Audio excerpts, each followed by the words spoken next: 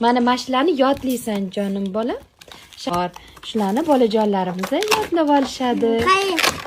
Ketma-ketlikda bolam yopishtirasizlar.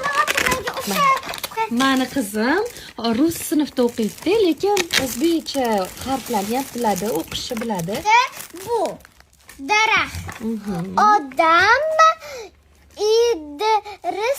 Idris, Nuh,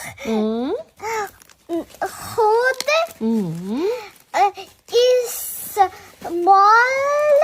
Ismoil. Qara, mana bunaqa ketasan, bundoq ketasan, xo'p? Xo'p. Mana yoz oyida senga vazifa mana mashlarni birma-bir yodlab chiqasan, xo'pmi?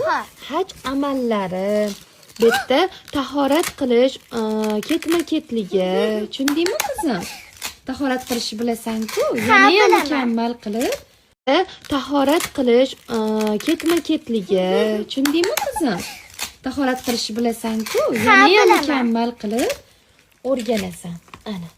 Hammasi bor. Mana bolajonlar uchun juda ham kerakli, juda. Bu-chi alfavit. Alfavitni ham bilarding-ku? Alif, B, T. Mazakani yasaysan. Bu muqmas, yaxshi. Endi Faridaxonga navbat. O'zini yoshiga mos qilib zakaz qildim buni ham. Igri na lipучках. Siz yaqinda maktabga chiqasiz. Yana 1 yil bor. Bu qizimni bo'yi baland, ko'rinishi katta, lekin endigina 6 yoshga to'lgan. Shuning uchun bu sentyabrda emasdi, keyingi yil sentyabrda maktabga chiqadi.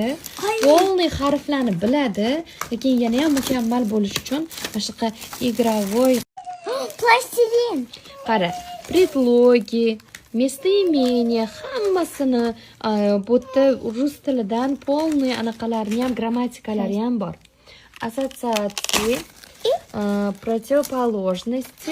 Mana uni topishimiz kerak ekan. Da.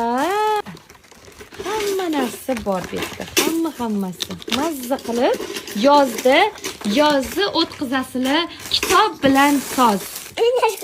Barbie, 4 ta Barbie ham bor. Bu katta Barbie'laring. Opiniki kichkina Barbie'larga mos. Saniki katta Barbie. Bu qaysi edi o'zi qizim? Lolomidi, nimalardi? Shapkalari bor. Yoqdimi sizlarga? Voy, deyapti Ra'no ham. Ra'no, yoqdimi qizim? Ra'nomi?